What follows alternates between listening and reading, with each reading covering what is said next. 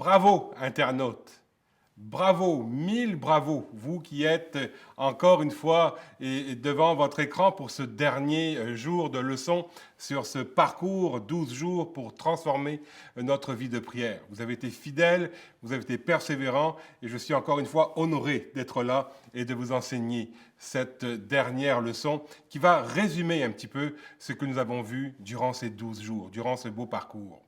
J'aimerais particulièrement m'arrêter sur des semences qui ont été déposées dans votre cœur. La première semence que j'aimerais vous rappeler en terminant, c'est la semence qui nous rappelle que la prière est une communion avec Dieu. La prière, c'est cette notion d'intimité, de rapprochement, de proximité. Communion, à prendre dans le sens littéral, comme dans une union. Et souvenez-vous de ce verset qui a été vu dans Jacques, qui dit que « Approchez-vous de Dieu et il s'approchera de vous ». Et nous avions illustré ce rapprochement avec l'histoire de la femme à la perte de sang qui s'était dit en elle-même « Si seulement je pouvais aller toucher le manteau de Jésus, je sais que je pourrais être guérie. » Et c'est ce qu'elle a fait, souvenez-vous, elle s'est mise en action, elle est allée, bravant la foule, toucher le bord du manteau de Jésus et elle a reçu cette force nécessaire et suffisante pour être guérie de sa perte de sang. La communion avec Dieu est possible, elle est rendue possible parce que la relation avec Dieu le Père a été restaurée en Jésus-Christ.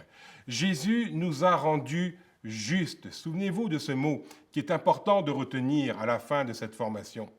Parce que la Bible parle à bien des égards du juste. Et elle dit dans le Proverbe 15 au verset 29, « L'Éternel s'éloigne ». Et vous comprenez bien, on ne parle plus de rapprochement, on parle d'éloignement. L'Éternel s'éloigne des méchants, mais il écoute la prière du juste. La Bible dit aussi dans le psaume 32 au verset 11, à propos du juste, que le juste se réjouit dans l'Éternel. On retrouve notre joie en l'Éternel. Et en finissant, la Bible aussi qualifie la prière du juste, souvenez-vous, dans Jacques au chapitre 5 au verset 16, la prière du juste a une grande efficacité. Alors gardons cette première semence à cœur, que la prière est une communion avec Dieu. J'aimerais aussi vous rappeler une deuxième semence que nous avons étudiée durant ce beau parcours. La semence du Rahar, souvenez-vous le Rahar.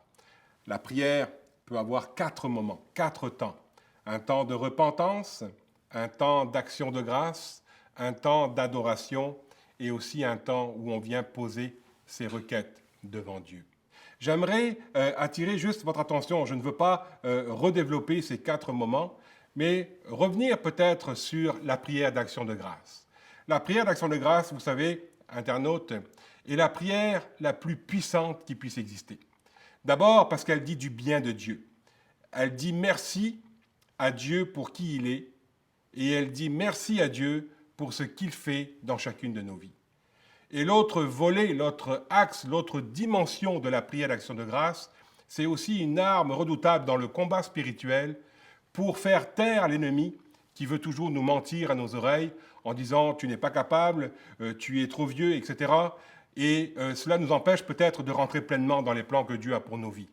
Rendre grâce à Dieu, c'est aussi dire à la face de notre ennemi que Dieu a fait par le passé et il peut faire encore aujourd'hui.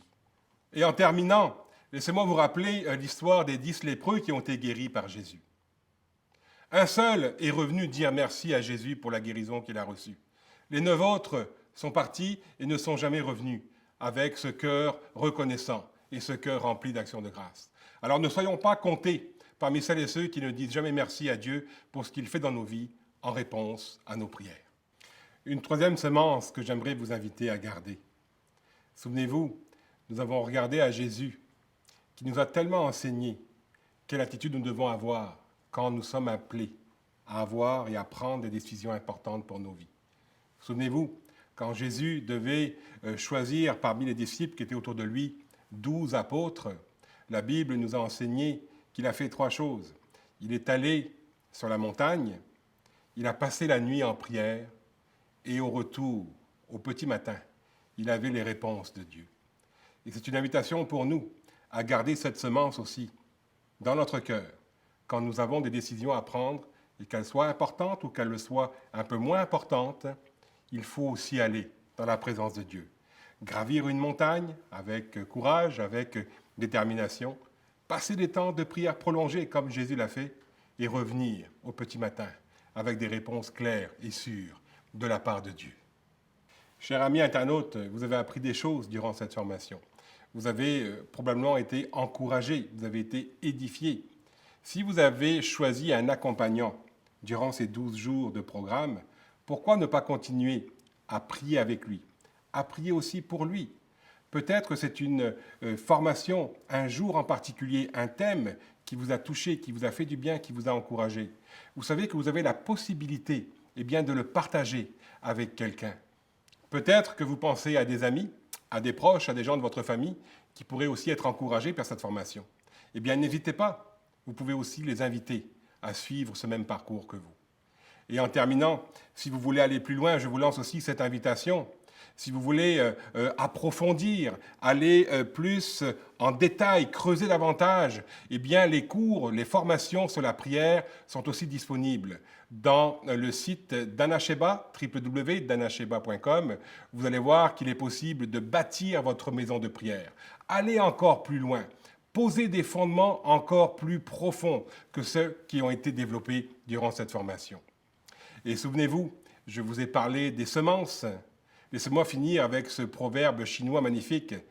Si on considère la prière comme une semence, ce beau proverbe dit « Les semences d'aujourd'hui, les prières d'aujourd'hui quelque part, sont les fleurs de demain ».